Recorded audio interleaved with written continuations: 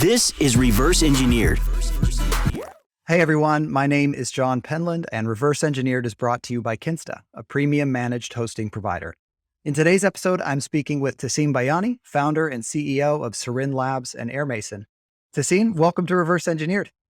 Thank you. Thanks for having me. Yeah, well, we're thrilled you're here with us today. And to get us started, can you introduce yourself to our listeners? Yeah, for sure. Yeah, so my name is Tehsin. I am, and by the way, there's so many different ways of pronouncing it. They're all right.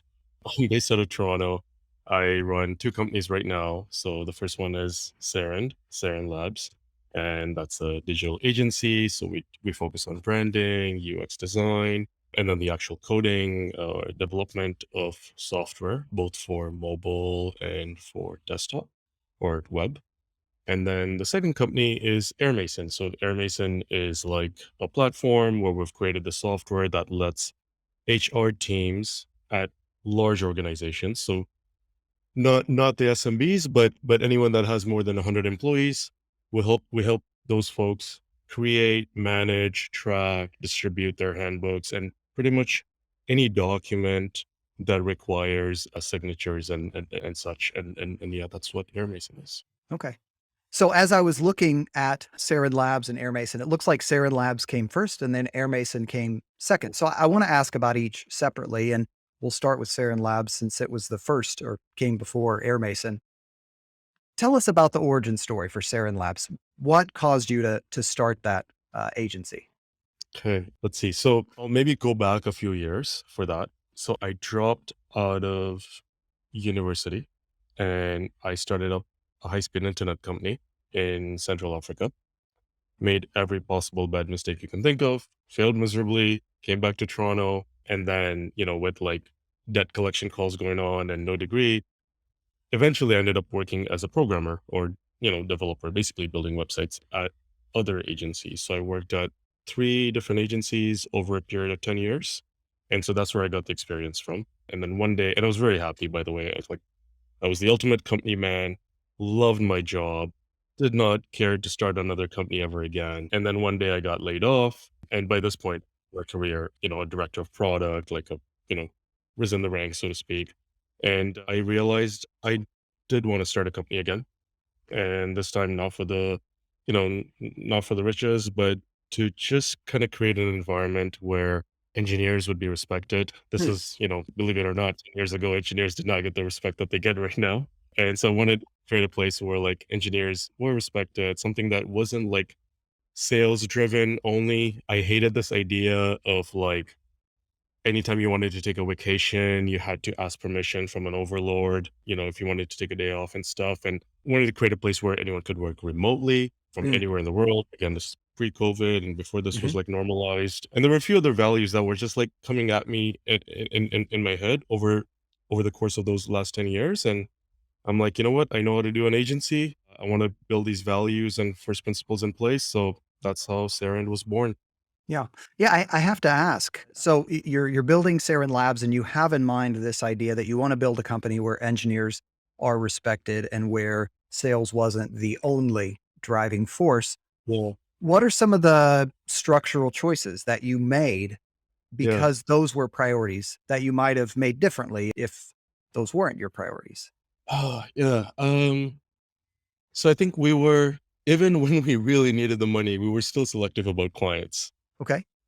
We fired clients, which when we really could not afford to fire them, and we still ended up doing that. We worked out of a co-working space. We all worked remotely. And I think I'd always wanted to travel during the winter. And I said, you know what, I'm going to sacrifice the profits here in terms of being in the office. And in January and February for the last 9 years, I've just traveled remotely.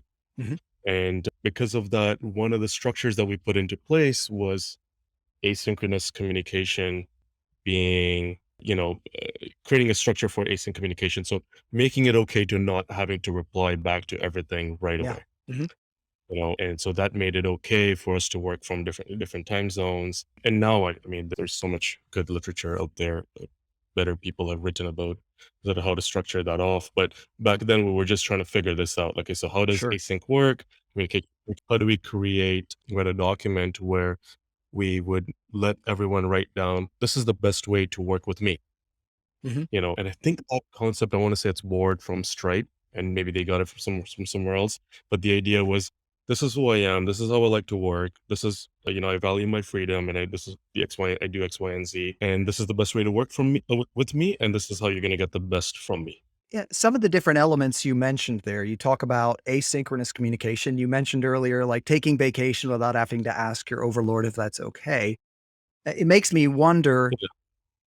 have you intentionally chosen in Serind Labs to lean more towards contractor consultancy relationships rather than traditional employment? And the reason I ask that, when there's a prior Yeah. interview that I did with the CEO at the time of Modern Tribe, and early days for them, they did make that Yeah. choice. They made the choice and said, we want to work with freelancers or contractors because we want to provide this tremendous flexibility. And that works better Yeah. in the context of a contract relationship rather than a traditional employment relationship.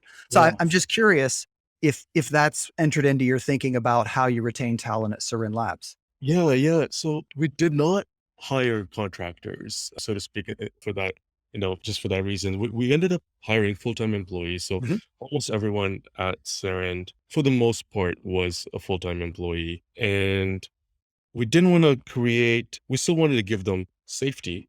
So like, hey, you're not just going to get laid off. Right. You're still going to have all the benefits and everything that come with a full-time employment. And we didn't want to overpay for contractors as well. We wanted people to feel like Serind was their home, but that it was okay for a full-time employee to take a day off whenever they wanted.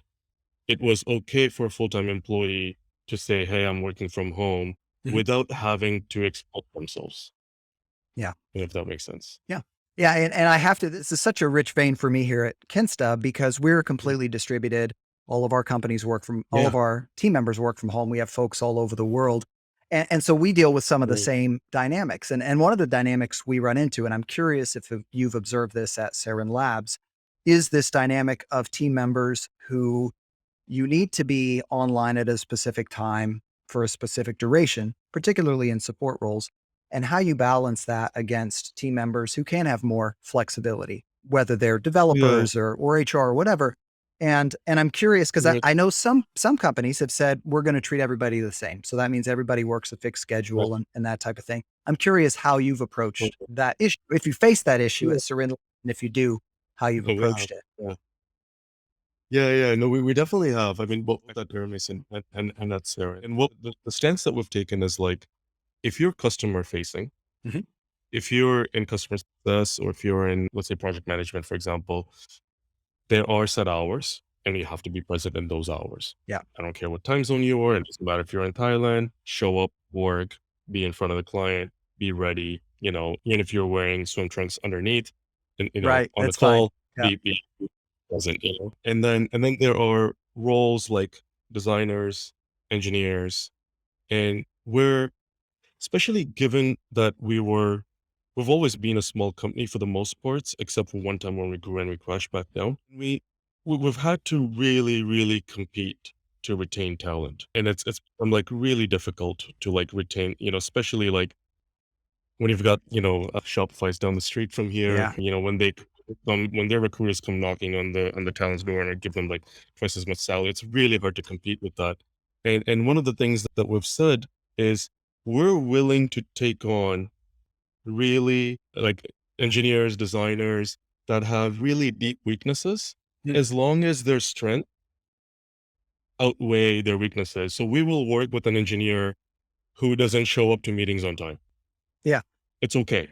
And because they're working through the night, they're night owls, showing up at 9 o'clock in the morning or even 10 o'clock in the morning. It's really hard for them to do. We're like, yeah, this probably wouldn't fly at other Sure. places. We're okay with that. We're going to deal with it. We're going to have the project management say, here's the work that we're doing. We're not going to have our engineers be on the calls with you. Yeah. Interesting. So I have to ask one more question about Serind Labs, and then I want to move the focus over to AirMason. You just Yeah. mentioned in that last answer that there was a point at which you Yeah. grew real big and then crashed. So I have to ask the story about what happened there. Oh god, yeah. So that was one big spike, but then we've also like grown and we've done that cycle Mhm. a couple of times to a lesser extent. And definitely there were a lot of mistakes that I made in the process in terms of being disciplined about it. But I think inherently, and I think I was talking to Jesse about this before, where because an agency is a service model, the more sales you get, the more engineers and designers you're going to hire. Mm. So as your sales increase, labor expenses are going to increase as well. And unless you're like extremely good at that process, like it's going to be increasing proportionally for the most parts, at least, from what I've seen. And the problem with that is that if you're growing really fast, that means you've got big clients coming in, and that's you close some big sale, you got a blockbuster client coming in the door. And now what happens when those one or two clients stop paying their bills on time or they cancel? You have a choice. Well, either I sacrifice all my profits that I've ever made for the last 3 or 4 months that I've been, baking Right. to save these people's jobs, or I ruthlessly fire them and then hire them again the next time I need them. Mm. I failed at navigating that. And I think I've seen a lot of agencies fail at navigating that.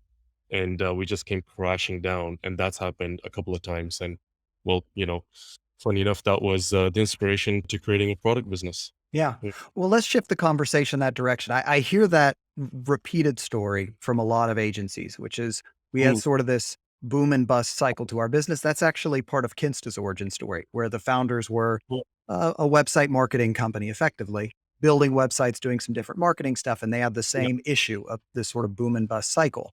So right. let's shift the focus over to AirMason. Let's start by just kind of setting the stage there. How did AirMason get started? Because I read somewhere that it was a bit of a funny story where you woke up one day and realized you had 30 customers and didn't even know it. Yeah. Yeah, yeah, yeah. These are like so embarrassing to admit now. But okay, so what happened was we'd always been working. I'd always wanted to create a product side business. Knowing what I knew about sort of the sales, the business model of an agency, and just like every other agency owner, I wanted to create a product based business or productize Mm. my some offering that I had. And so we would try different ideas. They all failed, and then. Uh, I was working in this co-working space, and my buddy Dawson, he creates this product and he launched something else. He was like, "Hey, do you want to buy this project off of me? It doesn't have too many customers. It's like it's got one or two customers. It's like, you know, fairly new." And I'm like, "Yeah, how much do you want for it?" And it's like, 8 grand, but I'm paid monthly, $1,000 Mhm. each month, and I buy the software. And then because it was HR, my CTO was like, "Dude, I don't want to work on this HR thing. Like, it's like, can we build something cool, Yeah. like a dating app Something or fun. something? Right. We're like great programmers or like good designers. We shouldn't be building HR, you Yeah. know." And I forgot about it. Things got busy on the Serind side. Nobody was working on it. A year goes by. It was like shelved, and then I get a call on my cell phone because the phone number was listed on the AirMason website. And I get a call from this lady. I think she was like in Texas or like somewhere in the South. And she's like, hey, she was complaining. She's like, this thing's broken. Like I can't use it. But then she goes on to saying like it's become an integral part of our Hmm. organization. And I'm like, what the hell are you talking about? What product are you calling about? That's And then it hit amazing. me a few minutes later. We had like checkout turned on. We left it on, and there were people using it. And this is like, so we work with a lot of founders on the Serind side, and we talk about product market fit a lot. And I keep telling them, I'm like, dude, like, the way you're going to know if we've done our jobs correctly and you've done your jobs correctly is that customers are going to get really mad when something breaks, and they're going to get really excited when it works out really for them. And you'll see it in their voices, you'll see it in their eyes. And I was hearing this in the voice Mm. of this caller, and I'm like, shit, I think we have something, Yeah. you know? And then that's what kind of led us into AirMason. Yeah, Yeah. I have to ask, you bought this product for $8,000 from this friend Dawson. Like at this point, are you still friends with Dawson, or has he sworn you off? Said, I can't believe that was the biggest heist of my life. Like, No, no. No, no. We just got back from a trip. We actually remote travel a lot together. He's gone on to create an amazing company called Looka, which is fantastic in its own right. And there's a bunch of founders, and we all met together around that time because we were all having these ideas, and we would sit down anytime Paul Graham wrote an essay. We're like, mm, we'd come back, sit down about it and chat about it.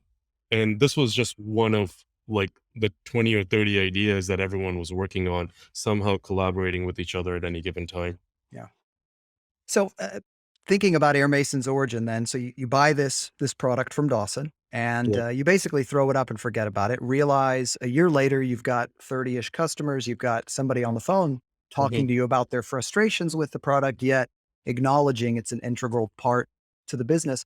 What does the growth cycle look like from there? Like in just a few words, how do you get from there to where you are today? And what is AirMason today? What does AirMason look like today? Yeah, the growth cycle. So the growth came in like really bite-sized pieces, or segregated or segmented pieces of Mm, however you all sort of phrase that. And the reason was I didn't have time to work on AirMason fully. mm, And so we would grow, and we've been fully bootstrapped on AirMason mhm. and on Serind. And and anytime I thought about raising funds, and we were like, well, doesn't make sense to kind of, go to an investor and say, well, I've got two companies, but really believe in me because Right. I really can build this. It Mm, was a hard sell. And what we ended up, so the growth was we hired sales first to find out if there was a fit for the things that we were selling and if we could charge more. hmm, We realized there were a lot of enterprise clients who were emailing us proactively. So we ended up optimizing for SEO and for sales. That was the first part. And then as those sales and SEO started sort of coming up, and because we knew how to do SEO because we do it for the clients, we're like, all right, we got that down pat. Let's just do it let's practice what we preach. And then on the engineering side, we kept building anytime anyone would have free time we would, incrementally build the product and make it a little better. And yeah, that's sort of the steps that it took. And sorry, just to cut the story short there, where we are right now is we've got about, 350 customers. Most of them are enterprise, so large organizations, and they all love the product. mm. They use it not just for employee handbooks, which is what the original software was, to create and to manage employee handbooks. Now you can upload any kind of document, Hmm. track the signatures, remind people automatically to sign them. It tells you who's opened the document, who hasn't opened the document. Makes it really easy to collaborate on really complicated documents the way Word or Doc wouldn't allow you to do. So that's essentially what AirMason has become, and it's just kind of just taken off Yeah. since then. Earlier in the conversation, you mentioned that you think of AirMason as a product for companies of 100 employees and up. What makes you think of AirMason in that fashion? Because as you describe it, I could imagine it being suitable for smaller companies. So I'm just that stuck out in my head as an interesting Yeah, yeah. qualifier, right? Mhm. I've started using that qualifier because here's what we discovered. So originally we were like, yeah, this is AirMason. We're a startup. We sell to other startups. That Hmm. totally makes sense. We should be a product hunt, pushing it out there to the startups. And we would realize startups would buy it, smaller companies would buy it, and anyone that was less than 20 people, what would happen a few months later is they would be like, this is a PDF. This is Yeah. not an online living Mm, document. I can do this on Notion. I can do this on Confluence. And so they're like, yeah, we don't, we get it that you've made it really nice and interactive, but like, this can be a Notion doc. This can be a Google doc. We really don't want to pay for this as a subscription every single year to you. And that makes sense. If you're a small business, it's definitely not a painkiller, right? It's a vitamin at best. And even though there are use cases for it, there are cheaper alternatives. There are other software that people are used to using that beat AirMason because people know how to use it. And then the reason why it's a painkiller for larger companies is that if you do have, say, 300, 400 people, and you're in different locations. California has a different policy. mm, New York has a different policy. You've got managers in different places. You want them to work on you want them to create different handbooks with shared documents between the handbooks. You want to be able to automatically sync it so that when a new employee joins in, they automatically get their handbook and they get a reminder to sign it. We want all of that tracked into their HRIS software. So with all of those things happening, it becomes a nightmare. Like you yeah. can't possibly use Google Doc and Word Doc or Notion. People would laugh if they tried to use Notion to do that Yeah. at a larger company. but they're like, well, we need something like AirMason. And so we've gotten really good at a very small niche that everyone else, in HR was ignoring. Yeah. Yeah. No, I mean, I can vouch for some of those pain points. So, the idea of having, because a lot of times you have HR policies that are part of that handbook, and those are going to vary between Yeah. location and the type of agreement that you have with your different team members. And so being able to customize relative to those different, that's impossible to do in something like Google Docs or Confluence without just creating an enormous document where half the information isn't relevant to the folks who are looking at it. So yeah, Yeah. that makes a lot of sense. And I was going to ask the question, how do you compete with somebody using a Google Docs or a Confluence? But I feel like you've already answered that question. It is that trackability of access and signatures and this whole idea of being able to customize. Is that right? Yeah. Yeah. There's like a lot of niche features in there Mm, that HR folks have told us about that they need that you can't possibly do with Google Docs or Notion or Word doc right now. And it goes beyond tracking it. It's more, reminding someone to change it, the entire approval process. You mentioned that, so maybe we need to get Kinsta on AirMason, But it's like this idea of like, if you have two documents, you still want to share information. You don't want to edit two documents for two different sets of employees. You want to edit one document and then have it shared. And, so there's the idea of common pages between handbooks, and there's just like so much more to it. Yeah. Backing up a little bit, thinking about this relationship between AirMason and Serind Labs, you had mentioned in one of your prior answers that it was sort of always on your horizon or just in your Mm, mind that you wanted to create a product-based business. yeah. But what was Well, driving that desire? What was driving that interest in moving in that direction away from the service-based business? yeah, it was the business model where like I just didn't want to have to choose between laying off people Mm, just because we didn't have projects for them at the time versus like potentially risking the entire company. And it was making it like you know, it became stressful to that, mm. at that point. And I'm like, no, there's got to be a better business model out there. Like people are not just all sad and miserable every time they run, large companies. I'm sure there's like people that are happy, you know, and maybe we just need to fix our business model. So it was in search of a better business model, I guess. Yeah. Was AirMason the first time when you were at Serind Labs and you tried to build a product? Were there other product launches? Are you Yeah. involved in other side hustles, so to speak, other products that you're trying to launch right now? Right, right. No, so AirMason is definitely not the first product we tried to build. Mm. We tried several other products, all kinds of dumb ideas that failed, some smart ideas that still failed, and everything in between. And so AirMason was maybe like the 13th or Oh, 14th thing that we okay. tried to do. Wow. It's interesting to me that you went out and acquired software because a lot of the Mhm. agencies that I hear from, they build something for themselves and that turns into a product, or they build Yeah. something for a client, but they build it with licensing that allows them to repurpose it. Right. And the Modern Tribe CEO referred to that as commoditizing my byproduct, right? Like, so we have this byproduct we created and we Right. turned it into a product.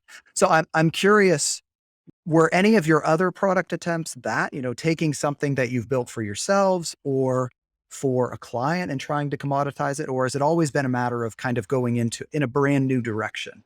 Yeah, yeah. No, it was so we definitely did the former, which was, try to create a product out of a pain point that we were already solving for a customer. Yeah, We would have like, dual IP licenses where like, we're going to build this way, you're going to do it on the cheap. We get to repurpose it and build something else out of it. And I think I could be wrong, but the way I look when I do a retrospective on it, or introspective on it, the way look at it now is I think we failed in those because we had something and we're like, how do we sell this? mm, As opposed to saying, what do people want? And then let's mm, create that. And with AirMason in its early, so I mean, it was 8,000, so it wasn't really an right, requirement, it was just right, like, yeah, about 8 grand kind of thing. And so, and I mean, 8 grand was cheaper than, putting 4 engineers for a month together to sure, build out a prototype, yep, and so I think AirMason worked because it had like just one or two things that was like where the value prop was hitting home. And then we built on top of it. And I think the thing that we did differently with AirMason is that because we didn't know anything about HR, Hmm. unlike all the other stuff where we're like, oh, well, we know how to do this, we didn't claim to be experts here. In fact, we came out as newbies in HR. So we're like, let's just freaking talk to these people. Okay, like, what do they want? What does that mean? Wow. What is, and because we were forced to be in a beginner's mindset, we listened for the first Yeah. time ever. And that served us well because then we were like, oh shit, okay, yeah, I think we get it. We can build that for you. We're Yeah. coders. We're like really good designers. That's amazing. I think that's really good advice, because the next question I wanted to ask you is, what advice would you give to agency owners or folks in a Mm, service focused business who are looking to yeah, shift into a product focused business? And it sounds like one of the things is listen to your users, right? That you learned out of yeah, this yeah, process of building AirMason. Is there anything else you'd say to folks in that position? yeah. I was thinking about this, and I'm like, okay, and yeah, I mean, to listen to your customers is a good one, but it's also like a cliche one, right? Sure. There's a lot of people that say that, and I was like, okay, well, your listeners are probably like agency owners or freelancers, or they're already doing some Yes. hustle and they want to create this. So, like, what's something that they can take away? Like, Mm. hey, it's like, how the fuck did you do this? Like, clearly you're not the smartest guy from what we can see. Like, how did you do it? And we could probably do the same thing, right? So, I think the main thing that I think I did that served me well was, or a few things was, one was remembering this phrase of like, work on the business, not in the business. So right off the bat, the thing I did differently with AirMason is, with any of the other products, I'm like, yeah, I know what to do, guys. I've done this. I've done Serind for a long time. I know businesses. Let me create a process and let me show you how to do this, this, and this, and this. And I would get involved. And then I would become the bottleneck, as most agency owners do, right? And you're in operations, so I think you know this one Yep. well. Or like, you get stuck as the bottleneck and people are coming up to you and you're now the block. So, and because of that, the project doesn't go any further, and it gets stalled. So the one thing that I did differently with AirMason is that I haven't worked on a single thing of AirMason apart, like just myself. Mm. It's always been hire someone else, at least one person who's going to be fully responsible for it, and then basically manage not by. So I think you're done. So manage not by creating processes and creating playbooks and showing how you've done it so that they can do the same thing, but rather manage by coaching. So having before and after sessions, Mm. create the space for them to make mistakes, let them know the world is not going to end if they fuck up, and then just have an learning session after with them, like support them to create the process. And it's okay if it's not as good as yours. And what you're going to find, I think in my case, what I found is, because I was trying to hire people that were always smarter than me, the process was almost always better than what I could have come up with myself. You have this really good episode. I want to say it's with Madison.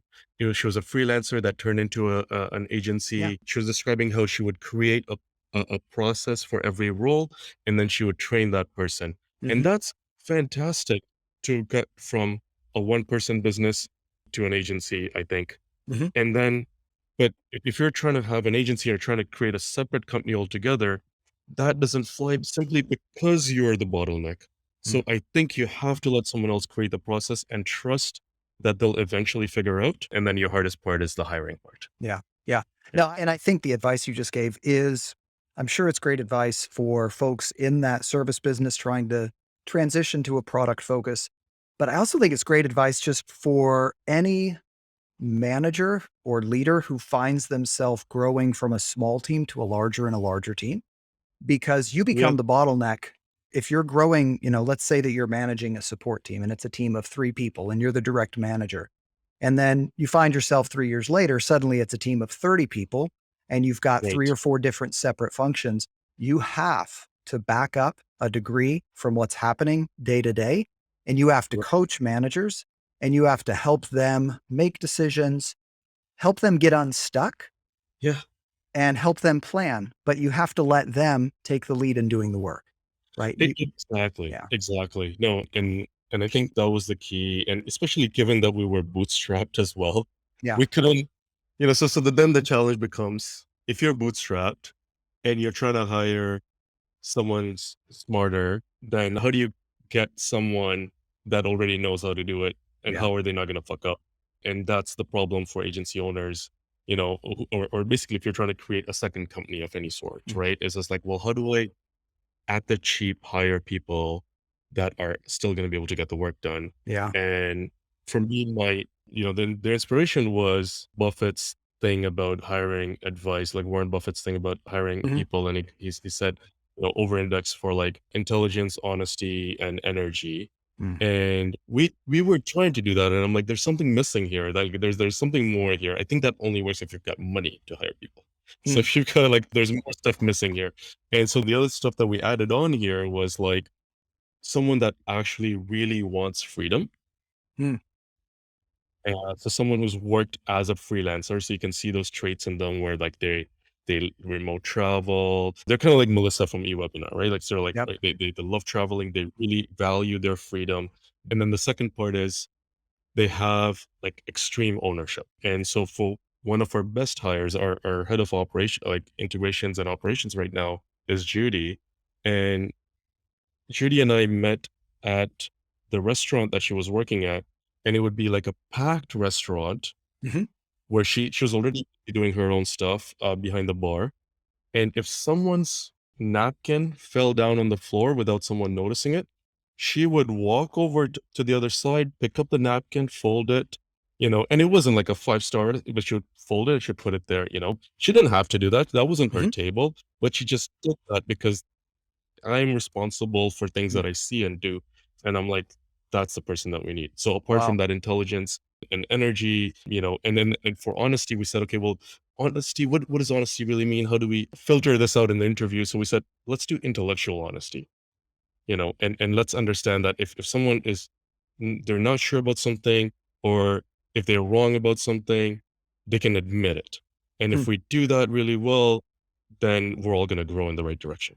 Yeah. I have to ask because you have a seemingly much more defined interview hiring thought process than I think most people do. Yeah. Good, but you've identified these specific areas Yeah. that you're Yeah. looking for, right? So I'm curious how Mhm. you make sure that those things are part of that interview process. Like, do you have like a standard set of questions? Every candidate's going to ask these questions, and this is what I'm looking for. Yeah, so hiring has been the bane of like it's been really hard for me. And I was just talking about this yesterday, and I ended up writing it down because I'm like, what if this comes up? So we're like, Yeah. we'll write it down.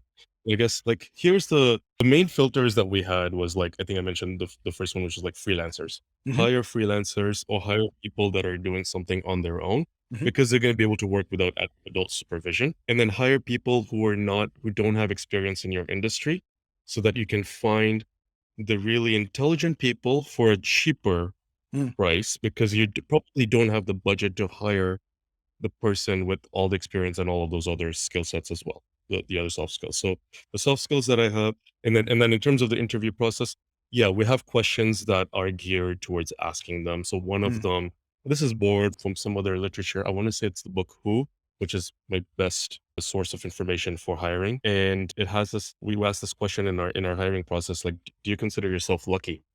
And Okay. depending on Wow. how that answer.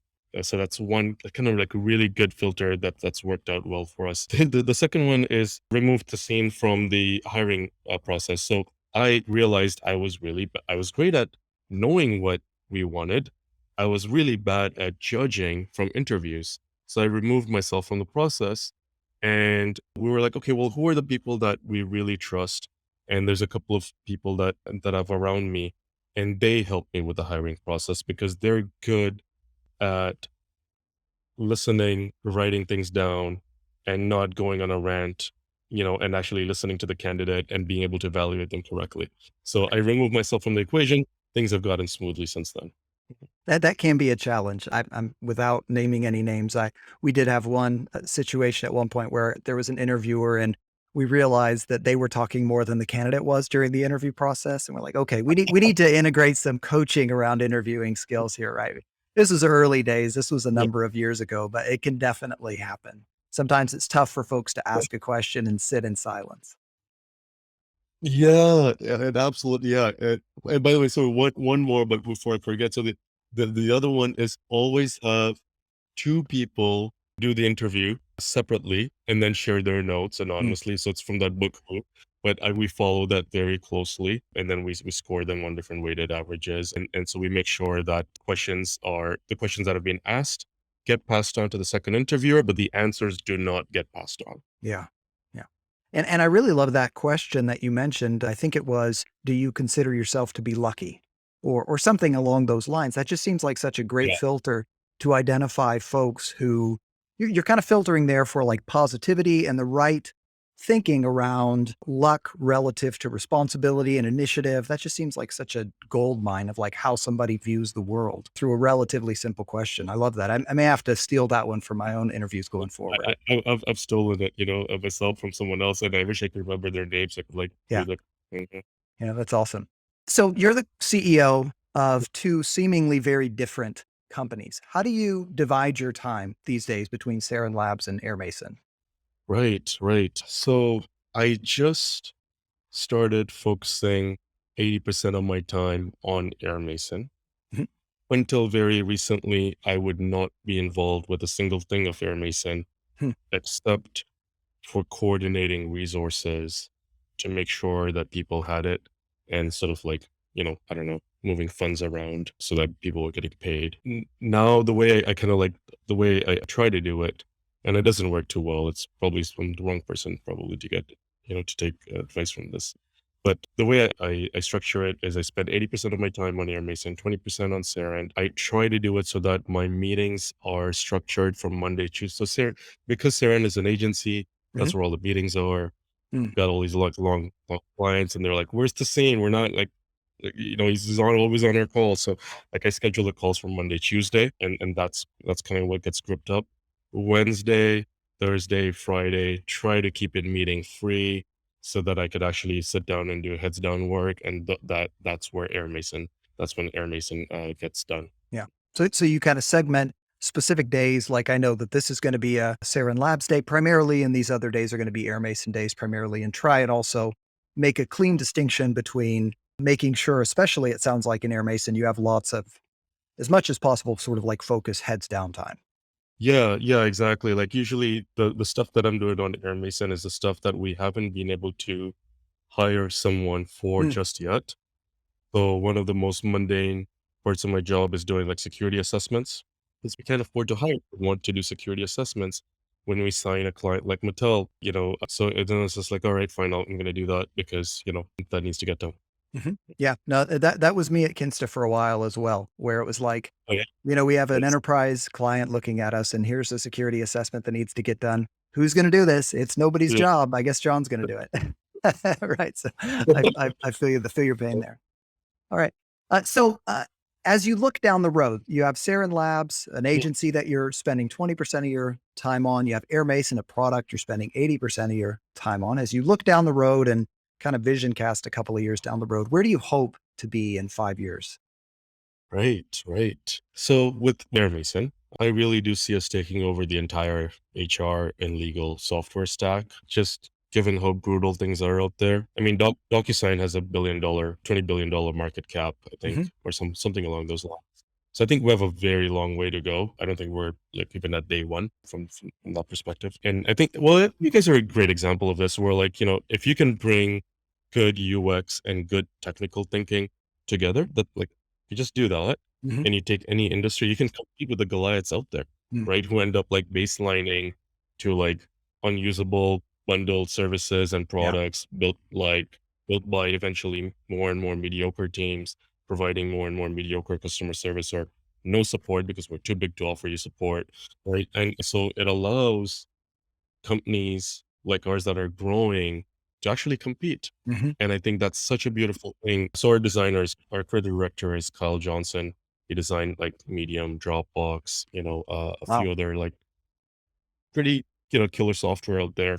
And So we have the pedigree there to build the right stuff. So I think the sky's the limit there for AirMason. In a couple of years, I do see us taking over that HR stack and possibly the legal stack, if not in 2 years, and in a couple of years after that. With Serind, I don't want Serind to grow. I want Serind to be a boutique company. That builds really great products that people love. And I'd be very okay if we never grew past like 30 or 40 people. Yeah. I want to be known as the best agency, not the largest agency there. Yeah, that's awesome. Well, as we come to a close of our conversation, I have 2 quick wrap-up questions for you. So the first is, what's one resource you would recommend to our listeners? And this could be really anything, a book, a blog, a newsletter, just anything you would say listeners to this podcast should check this out. I'm gonna, since you stole from me, I'm gonna steal from you. I was on your blog this morning and I came across you pitching James Clear's newsletter. Oh yeah. And then I That's went wild. to Clear's newsletter. I'm like, this is awesome. This is so good.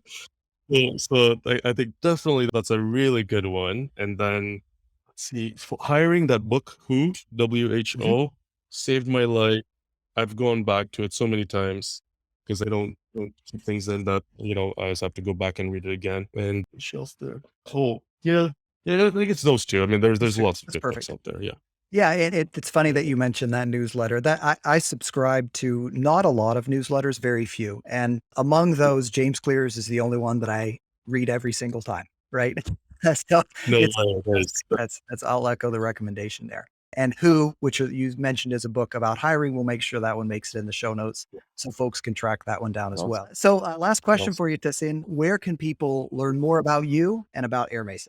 Yeah. So on Twitter, okay, Tehsin681. I barely tweet, just like, kind of like you, like I do a lot of retweets there. Yep. I'm trying to get better at it, but I've been trying to get better at it since 2009. And then AirMason is just airmason.com. Send me a text, or send me an email. And if you need to jump on a call, I'll jump on a call with you, especially if you're an agency owner or like you are trying to make that transition where, I can actually be helpful. Happy to be helpful. Yeah. That's awesome. Okay. Well, Tehsin, thank you so much for joining me on Reverse Engineered today. Thank you. Thanks, man. Appreciate it. Yeah, this is great. Yeah. And thank you to all of our listeners. That's it for today's podcast. You can access the episode show notes at kinsta.com/podcast. That's KINSTA.com/podcast. If you enjoyed this episode, don't forget to subscribe to Reverse Engineered and leave us a review on Apple Podcasts or the platform you're listening on right now. See you next time. Thanks for joining us on this episode of Reverse Engineered, the podcast on all things business and tech. Reverse Engineered is brought to you by Kinsta. Kinsta's premium WordPress hosting can speed up your website by up to 200%. And you'll get 24/7 support from our expert WordPress engineers. Let us show you the Kinsta difference at kinsta.com.